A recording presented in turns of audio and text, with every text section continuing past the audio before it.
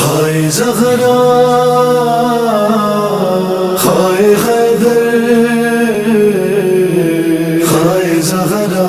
औज़ु बिल्लाहि मिनश्शैतानिर्रजीम बिस्मिल्लाहिर्रहमानिर्रहीम वसल्लल्लाहु अला मुहम्मद व अला आलिहि त्तय्यिबीन अत्ताहिरीन अल्लज़ीना अज़हबल्लाहु अन्हुमुर रिज्स व तह्हरहुम तत्हीरा। अल्लाहुम्मा सल्लि अला मुहम्मद व आलि मुहम्मद व लानतुद दाइमतुल बाक़ियतु अला आदाइहिम व मुनकिर फ़ज़ाइलिहिम व गासिब हुक़ूक़िहिम अजमईन मिन यौम अदावतिहिम इला क़याम यौमिद्दीन। अम्मा बाद इबादल्लाह ऊसीकुम व नफ्सी बितक़्वल्लाह फ़इन्नत-तक़वा ख़ैरुज़्ज़ाद व बिहल मआद व तनफ़उ यौमन ला यनफ़उ फ़ीहि मालुन व ला बनून इल्ला मन अतल्लाह बिक़ल्बिन सलीम। वसल्लल्लाहु अला मुहम्मद व अला आलिहि त्तय्यिबीन अत्ताहिरीन। अम्मा बाद फ़क़द क़ाल अल्लाहुल हकीम फ़ी मुहकम किताबिहिल करीम हैसु क़ाल बिस्मिल्लाहिर रहमानिर रहीम इन्नल्लाह व मलाइकतहु युसल्लूना अलन नबी या अय्युहल्लज़ीना आमनू सल्लु अलैहि व सल्लिमू तस्लीमा। इन्नल्लज़ीना युज़ूना अल्लाह व रसूलहु लअनहुमुल्लाहु फ़िद्दुनिया वल आख़िरह व अअद्द लहुम अज़ाबन मुहीना। सदक़ल्लाहुल अलीयुल अज़ीम। व क़ाल रसूलुल्लाह सल्लल्लाहु अलैहि व आलिहि वसल्लम या फ़ातिमा इन्नल्लाह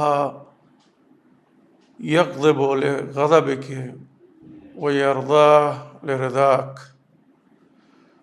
व क़ाल अयज़न फ़ातिमा बज़अतुम मिन्नी मन अज़ाहा फ़क़द अज़ानी व मन अज़ानी फ़क़द अज़ल्लाह व मन अज़ल्लाह अलैहि लानतुल्लाह। सदक़ रसूलुल्लाह सल्लल्लाहु अलैहि व आलिहि वसल्लम।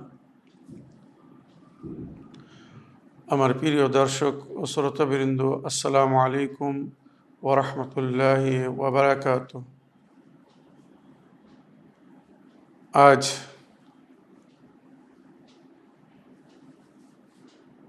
13ই জামাদিউল আউয়াল, মা ফাতেমা জাহরা সালামুল্লাহ আলাইহার শাহাদাতের তারিখ। নবী করিম সাল্লাল্লাহু আলাইহি ওয়াসাল্লামের পরলোক গমনের পরে উনি হয় ৭৫ দিন বেঁচে ছিলেন আর নইলে ৯৫ দিন। সুতরাং ৭৫ দিন রওয়ায়াত হিসাবে আজকের দিন 13ই জামাদিউল আউয়াল ওনার শাহাদাত দিবস। সুতরাং এই মর্মাহত ও শোকের দিনে সর্বপ্রথম আপনাদের সকলের খেদমাতে আন্তরিক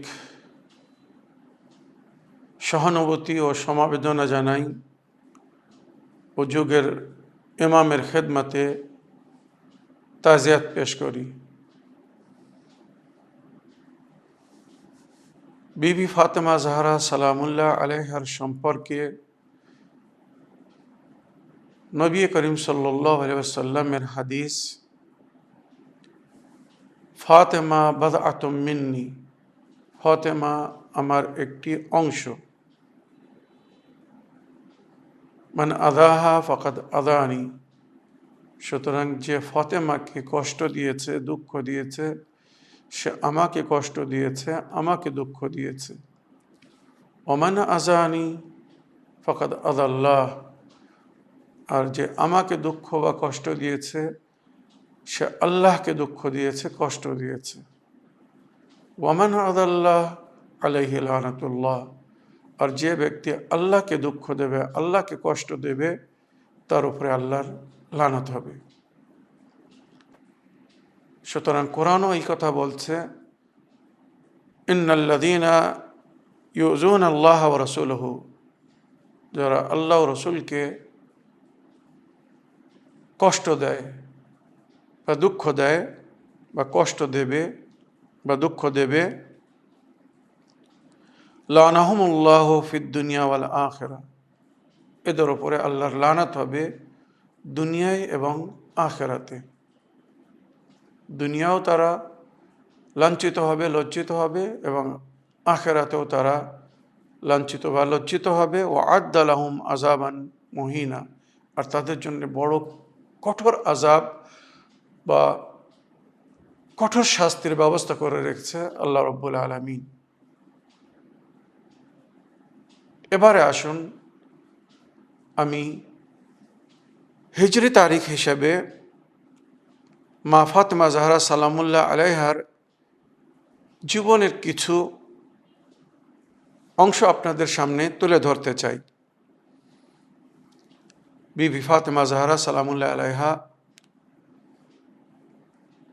জন্ম থেকে ওনার শাহাদাত দিবস পর্যন্ত কিভাবে দিন, মাস বা বছর কাটিয়েছিলেন। সুতরাং বিবি ফাতেমা জাহরা সালামুল্লাহ আলাইহার জন্মদিবস 20 জামাদুস সানি সন 5 বেসাত, নবী করিম সাল্লাল্লাহু আলাইহি ওয়াসাল্লাম যখন মবউস বা রিসালাত হয়েছিলেন, প্রকাশ্য তাবলীগের অনুমতি পেয়েছিলেন বা হুকুম দেওয়া হয়েছিল যখন ওনার বয়স 40 বছর ছিল।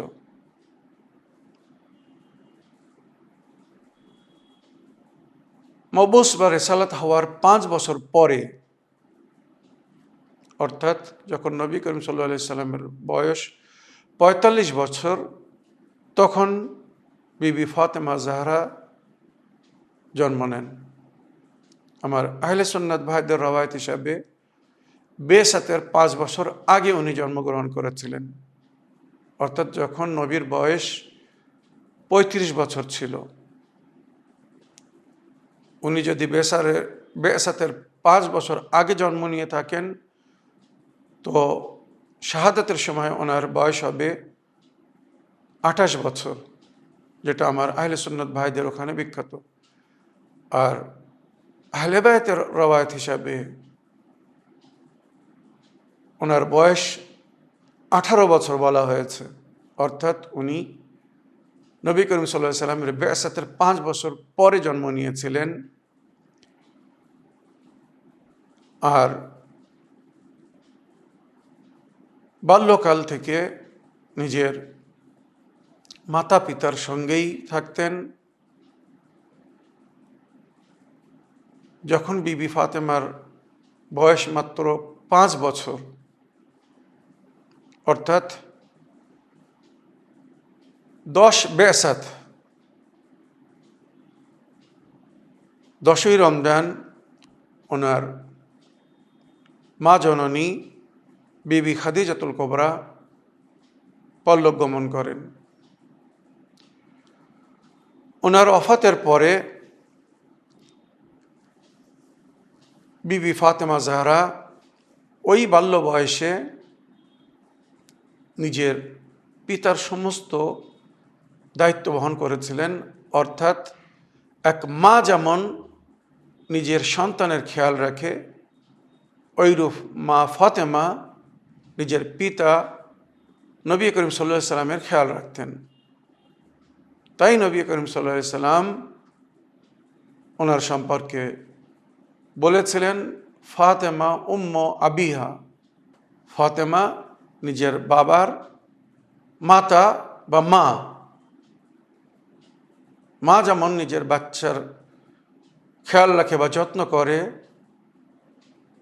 সেবা করে, নিজে না খেয়ে নিজের বাচ্চাদেরকে খাওয়ায়, ওইরূপ বিবি ফাতেমা জাহরা বাল্যকালে নিজের পিতার খেয়াল রাখতেন, নিজে কষ্ট থেকে নিজের পিতাকে শান্তি দেওয়ার চেষ্টা করতেন। সুতরাং 10 বেসাত ওনার মাতা খাদিজাতুল কোবরা পল্লগমন পরে হিজরি হিসেবে 2 হিজরিতে অনেক কিছু মাঝখানে আমি ছেড়ে দিচ্ছি, কেননা অনেক কথা আপনাদের সামনে তুলে ধরতে চাই, তবে এক এপিসোডে এগুলো সম্ভব না। তাই সংক্ষিপ্তে যতটুকু সম্ভব আমি আপনাদের সামনে আজকে তুলে ধরার চেষ্টা করছি। সফর মাসের শেষ দিনে আর নইলে জিকাত মাসের প্রথম দিনে 2 হিজরিতে হযরত ফাতেমা জাহরা সালামুল্লাহ আলাইহার বিবাহ হয়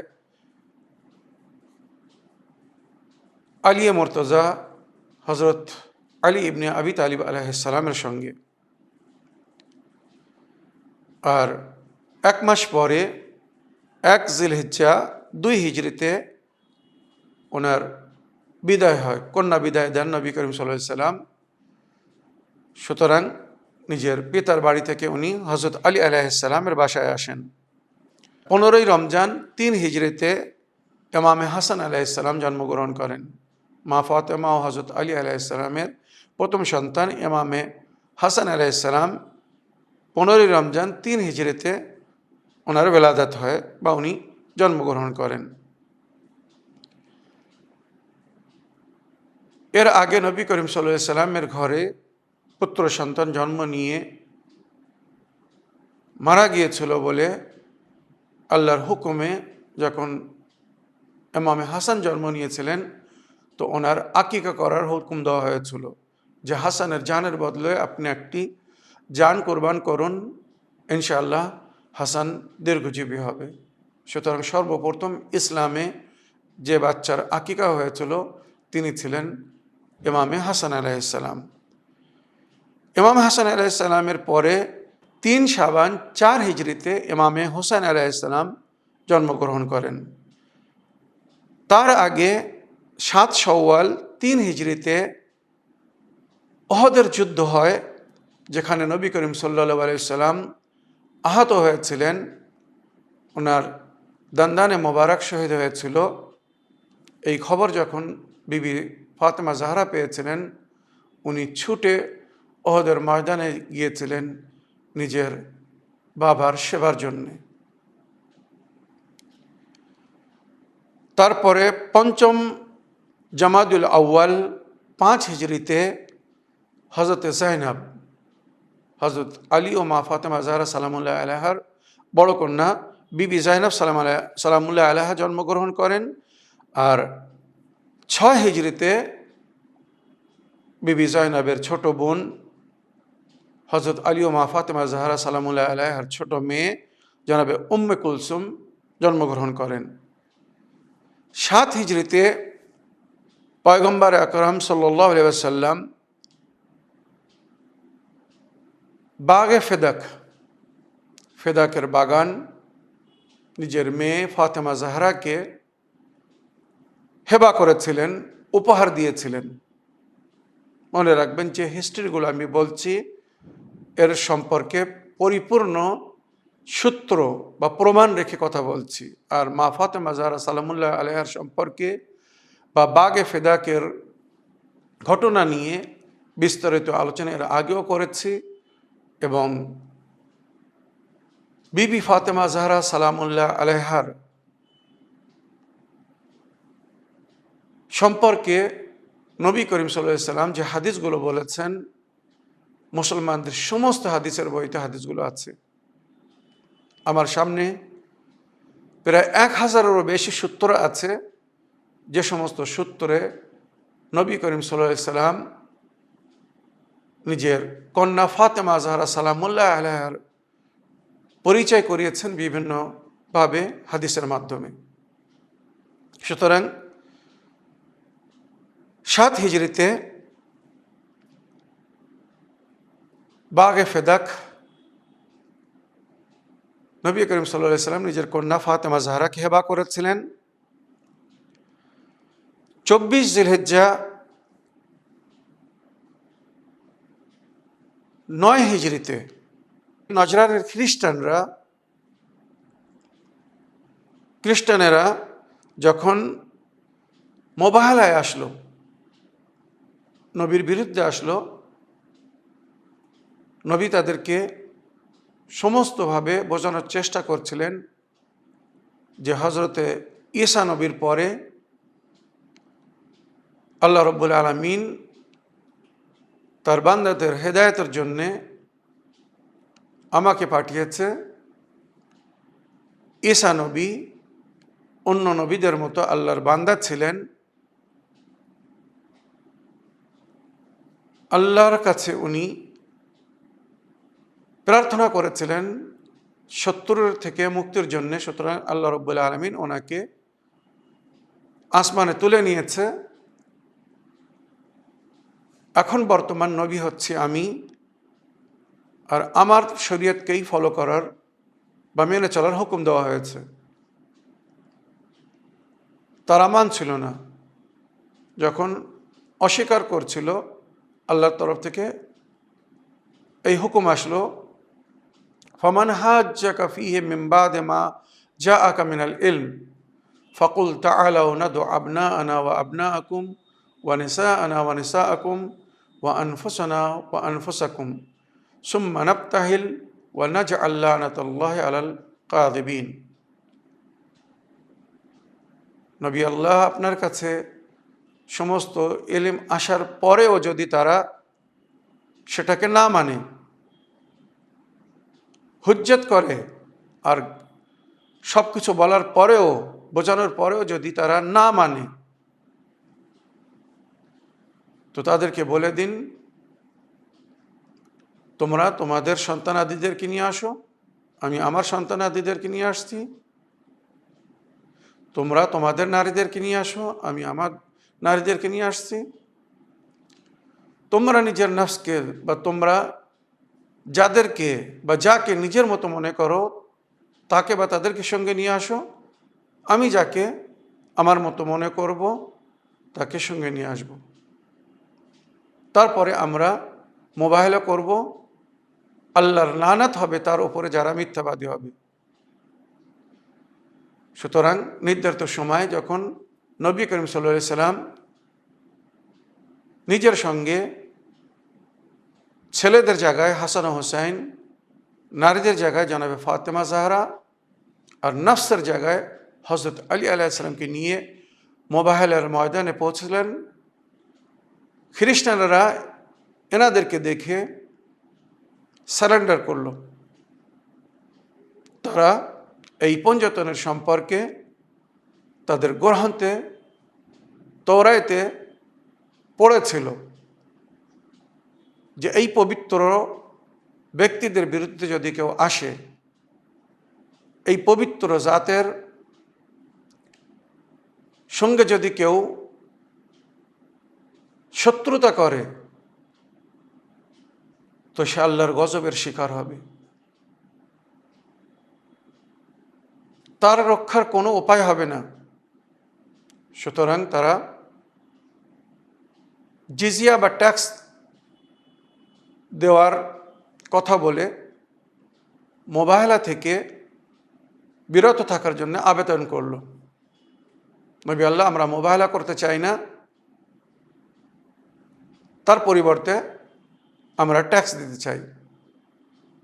সুতরাং কিছু রাওয়াত বলছে সেই সময় নবীকে তারা বাগে ফেদাক দিয়েছিল, বা খায়বারের ময়দানের বড় একটা অংশ খায়বারের যুদ্ধের পরে তারা নবীকে দিয়েছিল। সুতরাং সেই অংশের বিশেষ একটি ভাগ, যাকে বাগে ফেদাক বলা হয়, নবী করিম সাল্লাল্লাহু আলাইহি ওয়াসাল্লাম নিজের জীবনেই ফাতেমা জাহরাকে হেবা করে দিয়েছিলেন। এই বাগানের আয় ব্যয় সব কিছু জনাবে ফাতেমার জন্য ছিল, নবীর আহলে বায়তের জন্য ছিল। নবী করিম সাল্লাল্লাহু আলাইহি ওয়াসাল্লাম নিজের পরলোক গমনের 4 থেকে 5 বছর আগে ওই ফুলের বাগান বাগে ফেদাক নিজের কন্যাকে দিয়েছিলেন। কিন্তু দুঃখের বিষয় 28 সফর 11 হিজরিতে যখন নবী করিম সাল্লাল্লাহু আলাইহি ওয়াসাল্লাম পরলোক গমন করলেন,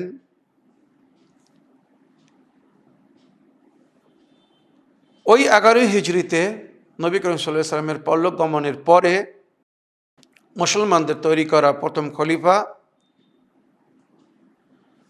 বা খলিফার হুকুমে বাগে ফেদাক ফাতেমার কাছ থেকে কেড়ে নেওয়া হলো, ফিরিয়ে নেওয়া হলো।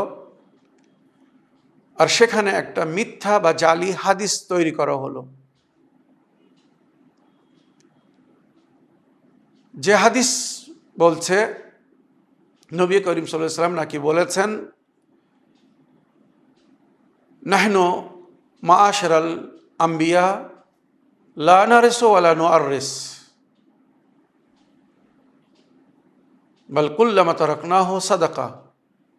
আমরা আম্বিয়াগণ না ওয়ারিস হই, না কাউকে ওয়ারিস বানাই। লা নারিসু ওয়ালা নুআররিস, আর যা কিছু আমরা ছাড়ি সেটা সাদকা হয়।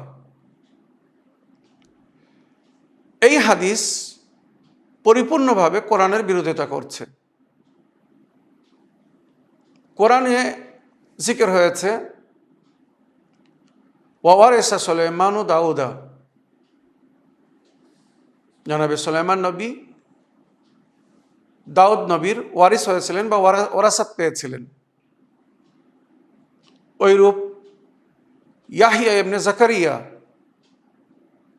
নিজের পিতার ওয়ারিস হয়েছিলেন, যার জন্য জনাবে জাকারিয়া আল্লাহর কাছে দোয়া করেছিলেন, হে আমার প্রতিপালক, আমাকে একটি পুত্র সন্তান দাও যে আমার পরে আমার ওয়ারিস হবে। তো নবীর পরে যদি নবীর সন্তানরা ওয়ারিস না হতেন, তাহলে কোরআনে এই আয়াতগুলো থাকতো না। আর নবী বলেছেন, আমার যদি কোনো হাদিস তোমাদের সামনে তুলে ধরা হয় বা বলা হয়, আর ওই হাদিস যদি কোরআনের সঙ্গে মিল না খায়, তাকে ছুঁড়ে ফেলে দিও। তাহলে এবারে এই হাদিসটা আমরা কি করব? উম্মাতে মুসলিমার কাছে আমি জিজ্ঞাসা করছি। শুধু এটাই না, এখনো আরো কিছু কথা এখানে, যদি আর সময় হয় তো বলবো। বিবি ফাতেমা জাহরা সালামুল্লাহ আলাইহা যখন খুতবায়ে ফেদাক দিয়েছিলেন, তখন স্মরণ করিয়ে দিয়েছিলেন খলিফাকে যে তোমরা যা আমার অধিকার আমার থেকে কেড়ে নিয়েছ, তোমরা আল্লাহ রসুলের হুকুমের বিরোধিতা করছো। সুতরাং 11 হিজরিতে নবী করিম সাল্লাল্লাহু আলাইহি সাল্লামের পরলোক গমনের পরে ওই ফেদাক ওনার থেকে কেড়ে নেওয়া হয়েছিল। আর যখন ফেদাক কেড়ে নেওয়া হলো, তখন বিবি ফাতেমা জাহরা সালামুল্লাহ আলাইহা মসজিদে নওয়াবিতে আসেন। ভালো করে মন দিয়ে শুনবেন। মসজিদে নওয়াবিতে এসে একটা খুতবা দিয়েছিলেন, যে খুতবার নাম খুতবায়ে ফেদাক, বিখ্যাত।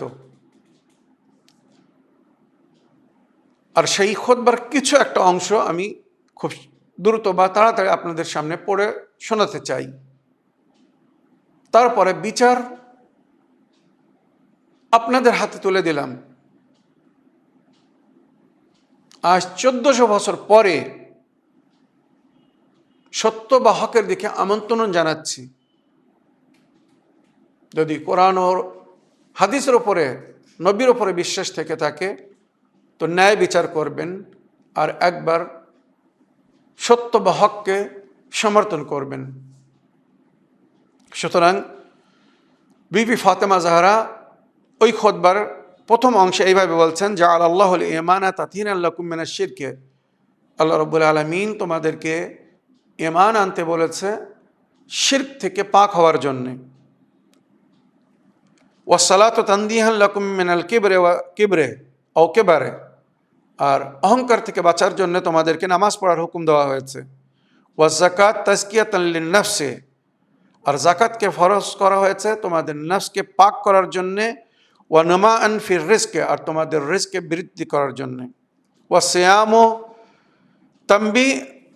তম্বিহান লিল ইখলাস আর তসবিতান লিল ইখলাসে, আর রোজাকে ফরজ করা হয়েছে তোমাদের খুলুসকে মজবুত করার জন্যে, আন্তরিকতাকে, স্পিরিচুয়াল পাওয়ারকে বৃদ্ধি করার জন্যে, ওয়াল হজ্জ তাশয়ীদান লিদ্দীন, আর হজ রাখা হয়েছে তোমাদের দিনের প্রচারের জন্যে, সম্মানের জন্যে, ওয়াল আদল তানসিকান লিল কুলুব, আর আদল ইনসাফের যে হুকুম দেওয়া হয়েছে তোমাদের অন্তরকে মজবুত করার জন্যে, সকলের সঙ্গে ন্যায় বিচার করতে বলা হয়েছে, ওয়া তাআতুনা নিযামান লিল মিল্লাহ, আর আল্লাহ রাব্বুল আলামিন আমাদের ইতাআতকে, নবী ও নবীর আহলে বায়তের ইতাআতকে ফরজ করেছে, আর একে নিজামান লিল মিল্লাহ, মিল্লাতে মুসলিমার জন্য নিজামে হায়াত করেছে, জীবনযাপন করার গাইডলাইন বা পদ্ধতি আহলে বায়তের অনুগমন বা অনুসরণ। জাআলাল্লাহু তাআলা নিজামান লিল মিল্লাহ ওয়া ইমামাতানা আমানাম মিনাল ফুরকা, আর আমাদের ইমামতকে অ্যাকসেপ্ট করতে বলেছে, কবুল করতে বলেছে সমস্ত প্রকারের দলাদলি বা ভিন্নতা থেকে বাঁচার জন্যে। ফেরকাবন্দি থেকে যদি কেউ বাঁচতে চায় তো সে আমাদের অনুগামী, অনুসারী হয়ে আমাদের ইমামতকে, আমাদের লিডারশিপকে তারা অ্যাকসেপ্ট করুক। নবী করিম সাল্লাল্লাহু আলাইহি সাল্লামের পরে ফাতেমা জাহরা এইভাবে উম্মতকে বলেছিলেন, ওয়াল জিহাদু ইজ্জান লিল ইসলাম, আর তোমাদের উপরে অন্যায়ের বিরুদ্ধে যে লড়াইয়ের হুকুম দেওয়া হয়েছে তোমাদের বা ইসলামের সম্মানকে বজায় রাখার জন্যে। এবারে কিছু অংশ আমি আমার উর্দুভাষীদের জন্য উর্দুতে বলবো, আর আপনাদের জন্য বাংলায় ব্যাখ্যা করব, কারণ আরবি তারপরে উর্দু তারপরে বাংলা বললে অনেক সময় যাবে, সুতরাং শুধু উর্দু পড়বো আর তার ব্যাখ্যা করব খুব দ্রুত। তারপরে बीबी फातिमा ज़हरा सलामुल्लाह अलैहा बोलছেন, जब खुदा ने अपने रसूलों और पैगम्बरों की मंजिलत को अपने हबीब के लिए मंतखब कर लिया, অর্থাৎ যখন আল্লাহ রাব্বুল আলামিন নিজের হাবিব অর্থাৎ মুহাম্মদ মুস্তাফা সাল্লাল্লাহু আলাইহি সাল্লামের জন্যে ওই স্থানকে পছন্দ করলেন যে স্থানে আল্লাহর রসুল বা পয়গম্বরেরা থাকেন, অর্থাৎ পরলোক গমন করেছেন বা পরলোক গমন করবেন, তো তোমারে अंदर कीना और निफाक जाहिर हो गया। অর্থাৎ নবী করিম সাল্লাল্লাহু আলাইহি সাল্লাম যখন নবীদের স্থানে, রসুলদের স্থানে পরলোক গমন করলেন, তো তোমাদের মধ্যে একটা হিংসা প্রকাশ হলো, বা নেফাক মানে তোমাদের অন্তরে কিছু ছিল, তোমাদের মুখে কিছু ছিল, সেটা প্রকাশ হয়ে গেল। তোমরা নবীর সঙ্গে ছিলে কিন্তু তোমরা নবীর কথা মানোনি, সেটা প্রকাশ হয়ে গেল। লেবাসে দিন কোহনা হো গিয়া, দিনকে তোমরা পুরানো করে দিলে। ওয়া গুমরাহ লোগোকে সিলে মুখ খুল গয়ে, আর যারা মূর্খ ছিল, যাদের মুখ এত সময় বন্ধ ছিল নবীর সামনে, এবারে তাদের মুখ খুলে গেল। বাস লোগো নে সর উঠা লিয়া, আর যারা তুচ্ছ ছিল এবার তারা মাথা উঁচু করলো। বাতিল কা উঁট বলনে লাগা, আর এটা একটা ইশারা, যারা বাতিল ছিল তারা কথা বলতে শুরু করলো। আর তোমারে अंदर अपनी दुम हिलाने लगा, আর তোমাদের মাঝখানে এসে তারা নিজের ভাষা বা নিজের কথা প্রকাশ করতে লাগলো। এ সমস্ত কি ইশারা কিনারায় কথা হচ্ছে। শয়তান ने अपना सर कमीनगाह से बाहर निकाला, আর শয়তান এত সময় লুকিয়েছিল, এবার সে সামনে আসলো। আর তুমি আপনি তরফ দাওয়াত দি, আর তোমাদেরকে শয়তান নিজের দিকে আমন্ত্রণ জানালো। কোথায় বলছেন? মসজিদে নববীতে সাহাবীদের সামনে। কি জন্য বলছেন পরে শুনুন। तुमको अपनी दावत कबूल करने के लिए आमादा पाया, শয়তান যখন দেখলো এরা আমার দাওয়াত কবুল করার জন্য, আমার আমন্ত্রণকে মানার জন্য এরা রেডি, প্রস্তুত। শয়তান যখন দেখলো যে তোমরা তার কথা শোনার জন্য প্রস্তুত, ও तुमको ধোকা দেনে কা মুনতজির থা, সে শয়তান তোমাদেরকে ধোকা দেওয়ার জন্য প্রস্তুত ছিল, সুতরাং সে সুযোগ পেয়ে গেল। उसने उभारा और तुम हरकत में आ गए, শয়তান তোমাদেরকে আগে বাড়ালো, আর তোমরা শয়তানের কথায় শয়তানের চক্রান্তে পড়ে ওই কাজগুলো করলে যেগুলো তোমাদের থেকে আশা ছিল না। उसने तुम्हें गज़बनाक किया, तुम गज़बनाक हो गए, শয়তান তোমাদেরকে ক্রোধিত করলো, তোমরা ক্রোধিত হলে। वो ऊँट यानी माने खिलाफत के दावेदार जो तुम में से नहीं था, तुमने उसे अलामतदार बनाकर उस जगह पर बैठा दिया। অর্থাৎ নবীর পরে নবীর খেলাফতের অধিকার যার হক তোমরা রাখতে না, দুঃখের বিষয় সেখানে তোমরা কবজা করে নিলে বা সেখানে তোমরা অন্যদিকে বসিয়ে দিলে। जिसका वो हकदार न था, তাকে এমন লোককে বসিয়েছিলে নবীর জায়গায় যে তার হক রাখতো না। हालांकि अभी पैगंबर सल्लल्लाहु अलैहि वसल्लम की मौत को ज़्यादा वक्त नहीं गुजरा था, এখনো নবী করিম সাল্লাল্লাহু আলাইহি ওয়াসাল্লামের পরলোক গমনে বেশি সময় হয়নি, এখনো 3 দিনও পুরো হয়নি। और हमारे जख्म नहीं भरे, और এখনো আমার মানে ঘা শুকায়নি, মানে কষ্ট বেদনার কথা বলছেন। जख्मों के शिकाब भरे नहीं थे, अभी पैगंबर को दफन भी नहीं किया गया था, एखोनो नबी करीम सल्लल्लाहु अलैहि वसल्लम के दफन करा হয়নি। আপনারা জানেন ইতিহাস, নবীর জানাজাকে ফেলে লোকেরা সকিফায়ে বানি সাইদায় গিয়েছিল খেলাফতি অর্জন করার জন্য, খলিফা হওয়ার জন্য। कि तुमने फितने के खौफ के बहाने खिलाफत पर कब्जा जमा लिया। কি বলছেন ফাতেমা? এটা তাদের কথা ছিল যে সঙ্গে সঙ্গে যদি খলিফা না তৈরি করা হতো তো উম্মতে মুসলিমার মধ্যে একটা ফিতনা বা ফাসাদ সৃষ্টি হতো। ফাতেমা যারা কি বলছেন, ফিতনার ভয়ে তোমরা খেলাফতের উপরে কবজা করে ফিতনা জন্ম দিয়ে দিলে। খবরদার রহো कि तुम फितने में दाखिल हो चुके हो, তোমরাই ফিতনার মধ্যে প্রবেশ করেছো। और दोजख ने काफिरों का अहता कर लिया, और दोजख ওই কাফিরদেরকে ঘিরে নিয়েছে।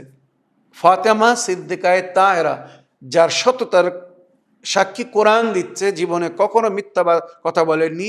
আর বিবি আয়েশার রওয়ায়াত তুলে দেখুন বই, চুল পরিমাণে আমি কখনো মিথ্যা কথা বলিনি, মিথ্যা সূত্র দিইনি। একবার বইগুলো তুলে দেখুন, বিবি আয়েশা বলছেন নবীর পরে নবীর কন্যা ফাতেমার চেয়ে তো সত্যবাদী আমি কাউকে পাইনি। চিন্তা করুন। আর এ হাদিস সমস্ত হুজুররা জানেন। ফাতেমাকে ওই জন্য সিদ্দিকায়ে তাহেরা বলা হয়, সত্যবাদী এবং পবিত্র নারী, সৈয়দাতুন নিসাইল আলামিন, উভয় দুনিয়ার জান্নাতের বা ইহকাল ও পরকালের নারীদের উনি সর্দারনি। সুতরাং সেই ফাতেমা বলছেন, মনে রেখো আমার পিতার পরে তার জায়গায় কবজা করে তোমরা ফিতনার সৃষ্টি করেছো, ফাসাদের সৃষ্টি করেছো, আর নিজেদের জন্য নরক কিনে নিয়েছো। अफसोस तुम्हें क्या हो गया है और तुमने कौन सी रविश इख्तियार कर ली। दुख বিষয় যে তোমাদের কি হয়েছে, তোমরা এমন কি পদ্ধতি আপন করে নিলে। মা ফাতেমা নিজের বেদনা শোনাচ্ছেন মসজিদে, সমস্ত সাহাবীদের সামনে, মসজিদে নববীতে। এটা 11 হিজরির কথা বলছে আপনাদের সামনে। अफसोस तुम्हें क्या हो गया है और तुमने कौन सी रविश इख्तियार कर ली, हालांकि अल्लाह की किताब तुम्हारे दरमियान मौजूद है, আল্লাহর গ্রহণ তো আছে, और उसके अहकाम वाज़ेह और उसके अम्र नहीं जाहिर है, আল্লাহর হুকুম সেখানে প্রকাশ হয়েছে বা প্রকাশ্যভাবে লেখা হয়েছে। अम्र नहीं অর্থাৎ যে কাজগুলো করার হুকুম দেওয়া হয়েছে বা যেখান থেকে মানা করা হয়েছে সব সেখানে উল্লেখ হয়েছে। तुमने कुरान की मुखालिफत की, মনে রেখো তোমরা কোরআনের বিরোধিতা করেছো, और उसे पसे पूछ डाल दिया, কোরআনকে নিজের পেছনে ফেলে দিয়েছো। क्या तुम कुरान से रूगर्दानी इख्तियार करना चाहते हो, তোমরা কি কোরআনের থেকে মুখ ঘুরিয়ে নিতে চাও, या कुरान के अलावा किसी और दूसरी चीज़ से फैसला करना चाहते हो, কোরআন ছাড়া অন্য কোনো জিনিসের মাধ্যমে ফয়সলা করতে চাও। যেখানে কোরআনকে ফরকান বলা হয়েছে, হক ও বাতিলের ফয়সলা করবে এই কোরআন, আল্লাহর কিতাব। সেই আল্লাহর কিতাবকে ছেড়ে তোমরা নিজের মনো ইচ্ছা মতো বিচার করতে যাচ্ছ। ওয়ামাই ইয়াবতাগি গায়রিল ইসলাম দীনান ফালান ইয়াকবালু মিনহু ওয়া হুয়া ফিল আখিরাতি মিনাল খাসিরিন। এখানে কোরআনের আয়াত পড়লেন বিবি ফাতেমা জাহরা, মনে রেখো তোমরা যদি কোরআনের হুকুমকে বদলে দাও या कुरान के अलावा किसी दूसरी चीज़ से फैसला करना चाहते हो, जालिमीन के लिए किस कदर बुरा बदला होगा। কোরআনের বিরুদ্ধে যদি যাও তো তারা জালিম হবে, যারা কোরআনের বিরুদ্ধে যাবে আর তাদের সাজা বড় কঠিন হবে। আর যারা কোরআনের বিরুদ্ধে যাবে তারা ইসলাম থেকে বাইরে চলে যাবে। ওয়ামাই ইয়াবতাগি গায়রিল ইসলাম দীনান ফালান ইয়াকবালু মিনহু। আর ইসলাম ছাড়া যদি অন্য কোনো দিনকে কেউ আপন করে, আল্লাহ তার সেই দিনকে তার থেকে মেনে নেবে না। ওয়া হুয়া ফিল আখিরাতি মিনাল খাসিরিন। আর সে আখিরাতে বড় ঘাটা উঠাবে, নোকসানে থাকবে। এবারে সরাসরি নাম নিয়ে বলছেন, অনুরোধ করছি জীবনে যদি একবার সুযোগ পান, আল্লাহ তৌফিক দেয়, তো খুতবায়ে ফিদাক বিবি ফাতেমা জাহরা মসজিদুন নববীতে যে খুতবা দিয়েছিলেন ওই খুতবা একবার পড়ুন। সমস্ত ভাষায় এই খুতবা পাওয়া যাচ্ছে, ইন্টারনেট থেকে নিতে পারেন। এবারে বিবি ফাতেমা বলছেন, ইবনে কাহাফা, এ কাহাফার সন্তান, এ কাহাফার ছেলে, क्या ये किताब खुदा में है कि तुम अपने बाप से मीरास पाओ और हम अपने बाप से मीरास अपने बाप की मीरास से महरूम रहे? আল্লাহর গ্রন্থ থেকে এটা আছে যে তুমি তো তোমার বাপের মিরাস পাবা আর আমি আমার বাপের মিরাস থেকে মাহরুম করে দেওয়া হবে, আমাকে আমার অধিকারকে কেড়ে নেওয়া হবে। तुमने फिदक से मुतालिक मेरे हक में अजब व गरीब हुक्म लगाया है। बागे फिदाके সম্পর্কে আমার সম্পর্কে তুমি এমন এক হুকুম লাগিয়েছো যেটা সত্যি আছে, মানে এমন হুকুম কেউ কোথাও লাগায় না। বাপের তারাকা মিরাসের উপরে তার সন্তানদের অধিকার আগে। সুতরাং बीवी फातिमा কি বলছেন, और इल्म व फ़हम के बावजूद कुरान के दामन को छोड़ दिया। समस्त ज्ञान रखार परेও জানার পরেও তোমরা কোরআনকে ছেড়ে দিয়েছো, उसको पसे पूछ डाल दिया, कुरान के निजर पीठर दिखे फैले दिएछो। क्या तुमने भुला दिया कि कुरान में खुदा इरशाद फरमाता है, अल्लाह रब्बुल आलमीन कुराने बोलছে ওয়ারিসা সুলাইমান দাউদা, जनाबे सुलेमान वारिस হয়েছিলেন নিজের পিতা দাউদের। वो जनाब याहिया इब्ने ज़करिया अपने बारे में इरशाद होता है, जनाब याहिया इब्ने ज़करिया সম্পর্কে कुरान बोलছে এইভাবে जनाब ज़करिया नबी दुआ করেছিলেন, বার এলাহা अपनी रहमत से मुझे अपने एक फर्जंद इनायत फरमा, নিজের রহমত থেকে আমাকে একটা সন্তান দাও जो मेरा और मेरे और आले याकूब का वारिस बने, যে আমার এবং আলে ইয়াকুবের ওয়ারিস হবে। নিজ ইরশাদ होता है এইভাবে কোরআনে উল্লেখ হয়েছে। और साहिबाने कराबत रिश्तेदार खुदा की किताब में बाहम एक दूसरे से यानी एक অপরের থেকে ज़्यादा अधिकार रखे, ज़्यादा हकदार है। माने वरासत यदि पिता छेड़े जाए तो मने रखबेन अन्यदेर चेয়ে तो तार सन्तानदेर अधिकार आगे। इसी तरह से हुक्म होता है, खुदा तुम्हारी औलाद के हक में तुमसे वसीयत करता है।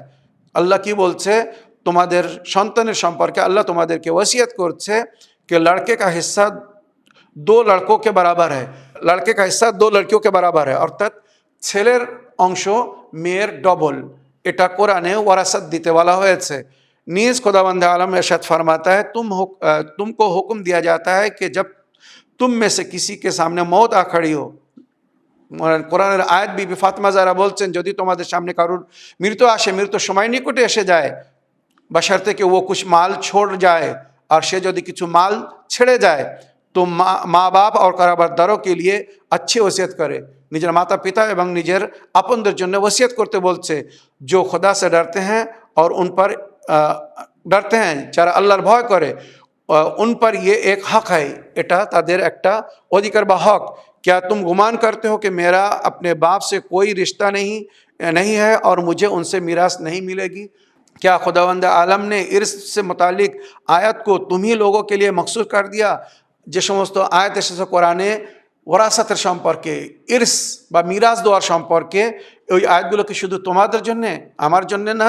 और मेरे बाप को उन आयत से अलग कर दिया गया, আমার পিতার জন্য কি কোরআনের আয়াতগুলো ছিল না? क्या तुम कहते हो कि मेरा और मेरे बाप का 2 अलग अलग मिल्लतों से ताल्लुक़ है? আমি আর আমার বাপ কি অন্য আলাদা মিল্লাতের, অন্য ভিন্ন ধর্মের, যে এক ধর্মের লোক অন্য ধর্মের ওরাসাত পাবে না? আমার পিতার ধর্ম কি আলাদা, আমার ধর্ম কি আলাদা? लिहाजा एक दूसरे से इर्स नहीं ले सकते। যখন ধর্ম আলাদা হয়ে যায় তখন ইসলামে তাকে ইর্স দিতে মানা করেছে। তাই बीवी फातिमा ज़हरा বলছেন যে আমার ধর্মকে আমার পিতার ধর্ম চেয়ে তো আলাদা হয়ে গেছে, যে আমাকে তোমরা মিরাস দিচ্ছ না। आया तुम लोग मेरे पेदर बुजुर्गवार शहर नामदार से ज़्यादा कुरान के माना, मफ़ाहिम, उम्मुम व खुसूस, महकम मुतशाबिहात को जानते हो? আমার পিতা বা আমার স্বামীর চেয়ে তো কি কোরআনের আয়াতের সম্পর্কে তোমরা বেশি খবর রাখো, বেশি জ্ঞান রাখো? এবারে শুনুন, तुमने फ़िदाक और खिलाफत के मसले को ऊँट की महर की तरह कर लिया है, उसको आमादा कर लिया है, जो कब्र में तुम्हारे साथ रहेगा और रोज़ क़यामत मुलाकात करेगा। তোমরা বাগে ফেদাককে এবং খেলাফতকে উটের মেহর ধরার মতো করে নিয়েছো, যেদিকে নিয়ে যাচ্ছ তোমরা নিয়ে যাচ্ছ।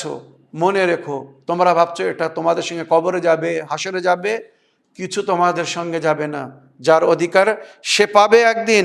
उस रोज़ खुदा बेहतरीन हाकिम होगा, मोहम्मद बेहतरीन ज़ईम, और हमारे और तुम्हारे लिए क़यामत का दिन मुअय्यन है। वहाँ पर तुम्हारा नुकसान और घाटा आश्कार हो जाएगा। पशेमानी उस वक्त कोई फ़ायदा ना पहुँचाएगी। हर चीज़ के लिए एक दिन मुअय्यन है। अनकरीब ही तुम जान लोगे कि अज़ाब इलाही कितना रुस्वा कुनिंदा है और अज़ाब इलाही भी ऐसा कि जिससे कभी छुटकारा नहीं है। बीबी फातिमा ज़हरा बोलছেন আল্লাহর ন্যায় বিচারক হবে, সুন্দর বিচার করবে আমাদের আর তোমাদের মাঝখানে। নবী সেখানে উপস্থিত থাকবেন কিয়ামতের দিনে, যখন বিচার হবে সেই দিন তোমাদের নোকসান বা তোমাদের ঘাটা তোমরা বুঝতে পারবে। মনে রেখো সেই সময় লজ্জিত হয়ে কোনো লাভ পাবে না। সেই সময় লজ্জিত হওয়াকে তোমাদেরকে কোনো ফায়দা দেবে না। সমস্ত জিনিসের জন্য একটা সময় নির্ধারিত আছে। খুব শীঘ্র তোমরা জানতে পারবা আল্লাহর আযাব তোমাদেরকে কত লজ্জিত করবে, কত তুচ্ছ করে দেবে। আল্লাহর আযাব বড় কঠিন, যে আযাব থেকে কোনো জালিম রেহাই পাবে না।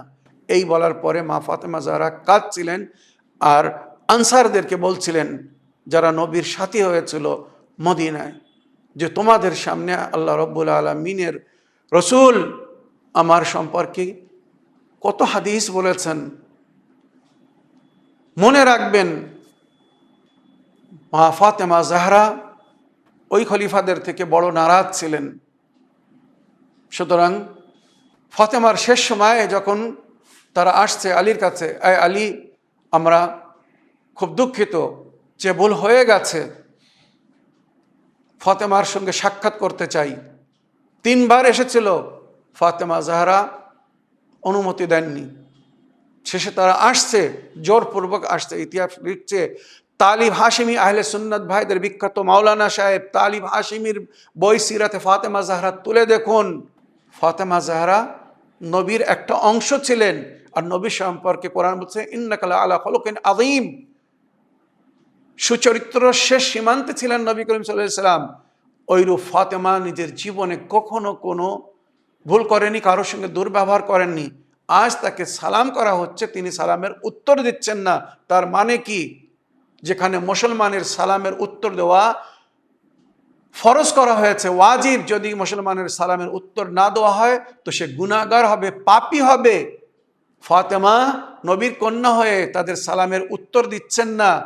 এখান থেকে বুঝে নিতে হবে দুটোর একটা, যে কোনো একটা কথা হতে পারে। হয় ফাতেমা জাহরা শরীয়তের হুকুমকে অমান্য করছেন, উনি জেনে শুনে সালামের উত্তর দিচ্ছেন না, আর নইলে যাদের সালামের উত্তর দিচ্ছেন না ফাতেমার নজরে তারা আর মুসলমান নেই, ফাতেমার নজরে তারা ইসলামের বাইরে চলে গেছে। এবারে উম্মতের কাছে আমি জিজ্ঞাসা করছি, বলুন ফাতেমা জাহরা কি জানতেন না মুসলমানের সালামের উত্তর দেওয়া ওয়াজিব?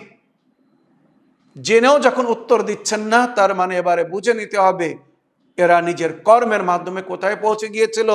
সুতরাং তারা যখন নিজের খেদ প্রকাশ করলো, ফাতেমা যা হওয়ার সে হয়ে গেছে, ফাতেমা তোমার কাছে এসেছি দুঃখ প্রকাশ করার জন্যে।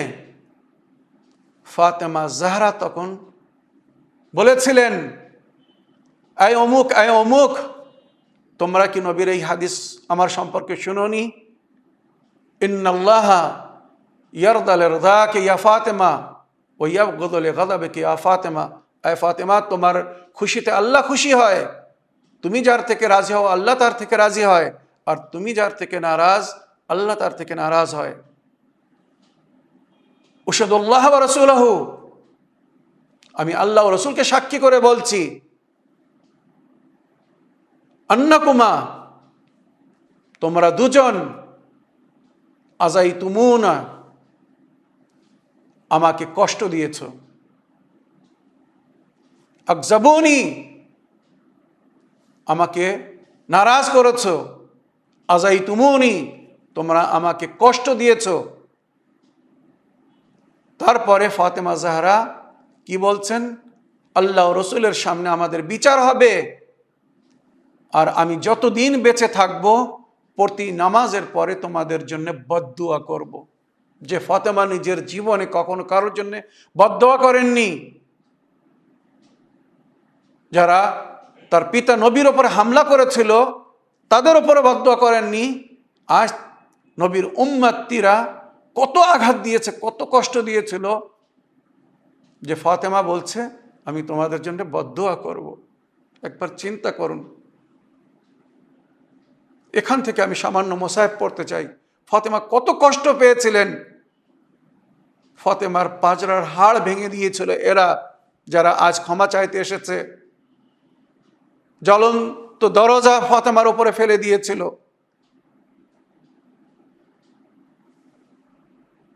জনাবে হামজা যখন শহীদ হয়ে গিয়েছিলেন, হামজার বাড়িতে, জনাবে হামজা শহীদে আজমের বাড়িতে চুলো জ্বলছিল, চুলো থেকে ধোঁয়া উঠছিল। নবী করিম সাল্লাল্লাহু আলাইহি ওয়াসাল্লাম ওই ধোঁয়া দেখে নিজের সাহাবেদেরকে জিজ্ঞাসা করলেন, হামজার বাড়ি থেকে এই ধোঁয়া উঠছে কেন? তখন কেউ বলল, নবী আল্লাহ, হামজার স্ত্রী নিজের বাচ্চাদের জন্যে রান্না করছেন, বাচ্চাদের জন্য পানাহার তৈরি করছেন। তখন নবী করিম সাল্লাল্লাহু আলাইহি ওয়াসাল্লাম বললেন, সাহাবীরা, আমার সাহাবীরা, তোমাদের লজ্জা, তোমাদের শরম কোথায় গেছে? আজ হামজা মারা গিয়েছে, তার পরিবারকে সহানুভূতি জানাও, তার বাল বাচ্চাদের খেয়াল করো। যে বাড়িতে কেউ মারা যায় সে বাড়িতে সবাই দুঃখিত হয়, তাদের সাপোর্ট করতে হয়, সমর্থন করতে হয়। যাও তোমরা নিজের বাড়িতে যাও, নিজের স্ত্রীদেরকে বলো হামজার বাচ্চাদের জন্য কিছু পানাহার তৈরি করে তার বাড়িতে নিয়ে যেতে। 3 দিন যেন হামজার বাড়িতে চুলো না জ্বলে, 3 দিন তোমরা পানাহারের ব্যবস্থা করবা। সুতরাং সাহাবীরা ছুটে যাচ্ছে, দৌড়ে যেয়ে নিজের নিজের বাড়িতে বলছে, শিগগিরই কিছু পানাহারের ব্যবস্থা করে জানাবে হামজার বাড়িতে নিয়ে চলো, হামজার এতিমদের জন্যে, হামজার বিধবার জন্যে। সুতরাং সেখান থেকে মদিনায় একটা দস্তুর হয়ে গিয়েছিল, কারোর বাড়িতে যদি কেউ মারা যেত 3 দিন সে বাড়িতে চুলো জ্বলতো না। আর আজও উম্মতে মুসলিমার নেক লোকদের ওখানে এই সিস্টেম জারি আছে। আজ যদি আমাদের সমাজে কেউ মারা যায় তো পাড়াপড়শি আত্মীয় স্বজনরা 3 দিন সেই বাড়ির জন্য পানাহারের ব্যবস্থা করেন। তাদেরকে রাঁধতে দেওয়া হয় না, রান্না বাড়া করতে হয় না। ফাতেমা জাহরার পিতা মারা গেছেন, ফাতেমা জাহরার ঘরে থেকে ধোঁয়া উঠছে। মনে রাখবেন, ইতিহাস শুনুন, ফাতেমা জাহরা, ওনার পিতা ওনার বাড়িতে মারা গিয়েছিলেন। সুতরাং ফাতেমা জাহরা দুঃখিত, শোকে ছিলেন। তারপরেও ফাতেমা 2 দিনের পরে দেখছে ফাতেমার ঘরে থেকে ধোঁয়া উঠছে।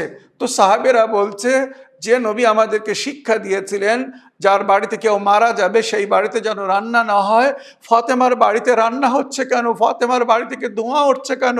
কেউ কি ফাতেমার জন্য পানাহারের ব্যবস্থা করেনি? ফাতেমার বাচ্চাদের জন্য কেউ কি পানাহারের ব্যবস্থা করেনি? সুতরাং যারা নেক সাহাবীরা ছিল, যারা খবর রাখতো না যে ফাতেমার বাড়িতে কি হচ্ছে কি ঘটছে, তারা ছুটে আসলো।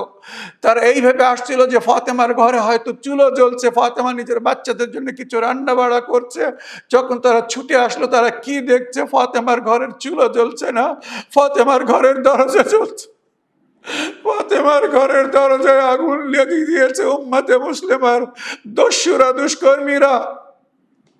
তারাই ফাতেমার কাছে ক্ষমা চাইতে এসেছিল, ফাতেমা আমাদের থেকে ভুল হয়ে গেছে। ফাতেমা বললেন, আমি কিয়ামত পর্যন্ত তোমাদেরকে ক্ষমা করব না। তোমরা যে জুলুম আমার বাবার পরে আমার উপরে করেছো আমি কখনো ভুলবো না। আমার অধিকার থেকে আমাকে বঞ্চিত করেছো, আমার স্বামীকে বঞ্চিত করেছো, আমার বাল বাচ্চাদেরকে বঞ্চিত করেছো। সুতরাং ফাতেমার ঘরের দরজা আগুন লাগিয়ে দেওয়া হয়েছিল, আর সেই জ্বলন্ত দরজা ফাতেমার উপরে ফেলে দিয়ে তার উপর দিয়ে চটকে চলে গিয়েছিল ওই জালিমেরা। আর জনাবে আমিরুল মুমিনিন আলী ইবনে আবি তালিবের কাছ থেকে বায়াত নেওয়ার জন্য ঘর থেকে গলায় দড়ি বেঁধে টেনে নিয়ে এসেছিল। আল্লাহ ওই জালিমদেরকে কখনো ক্ষমা করবে না। তারপরে বিবি ফাতেমা জাহরা, ইতিহাস লিখছে, মাত্র 75 দিন পরে এই দুনিয়া থেকে পরলোক গমন করেছিলেন। আর শেষ সময় যখন পরলোক গমন করছিলেন, নিজের স্বামীকে ওসিয়ত করেছিলেন, আয় আবুল হাসান, আমার এবার যাওয়ার সময় এসে গেছে। আমার পিতাকে আমি স্বপ্নে দেখেছি, উনি বলছেন, ফাতেমা তোমার কষ্টের শেষ সীমান্ত হয়েছে, তোমার কষ্ট শেষ হয়ে যাচ্ছে। আয় আমার মা জননী, আয় আমার ফাতেমা, আয় আমার কলেজের টুকরা, এবারে তুমি শিগগিরই আমার কাছে চলে এসো। সুতরাং আমার যাওয়ার সময় হয়ে গেছে। আয় আবুল হাসান, খবরদার আমার পরে যেন অমুক অমুক আমার জানাজায় শরীক না হয়। তাই ফাতেমা জাহরাকে রাতের অন্ধকারে জান্নাতুল বাকিতে, কিছু রওয়ায়াত বলছে নবীর কবরের পাশে মসজিদ নববীতে দাফন করা হয়েছিল। উম্মতে মুসলিমা একবার ভেবে দেখুক, নবীর কন্যা পরলোক পরলোক গমন করেছিলেন, কিন্তু তার জানাজায় তাদেরকে শরীক হতে দেওয়া হয়নি। যারা ফাতেমাকে কষ্ট দিয়েছিল, ফাতেমার উপর জুলুম করেছিল, সেই ব্যক্তিদেরকে যদি আমরা ফলো করি, সেই ব্যক্তিদেরকে যদি আমরা মেনে চলি, আল্লাহ রসুলকে আমাদের থেকে রাজি হবেন। যারা আল্লাহ রসুলকে কষ্ট দিয়েছে তাদেরকে যদি আমরা মানি, আল্লাহ রসুলকে আমাদেরকে ভালোবাসবেন। আমরা কি নিজাত পাবো? এই অনুরোধের সঙ্গে, এই দাবির সঙ্গে যে একবার এখনো হকিকতকে জানুন, মা ফাতেমার কষ্ট, মা ফাতেমার বেদনাকে বুঝুন। ইনশাআল্লাহ রাহে হক সিরাতুল মুস্তাকিম নিজাতের পথ পেয়ে যাবেন। ওয়া ইন্না লিল্লাহি ওয়া ইন্না ইলাইহি রাজিউন। রাদান বিকাদাইহি ওয়া তাসলিমান লিআমরি। সায়ালামুল লাযিনা যালামু আইয়া মুনকালিবিন ইয়ানকালিবুন। ইন্না লিল্লাহি ওয়া ইন্না ইলাইহি রাজিউন।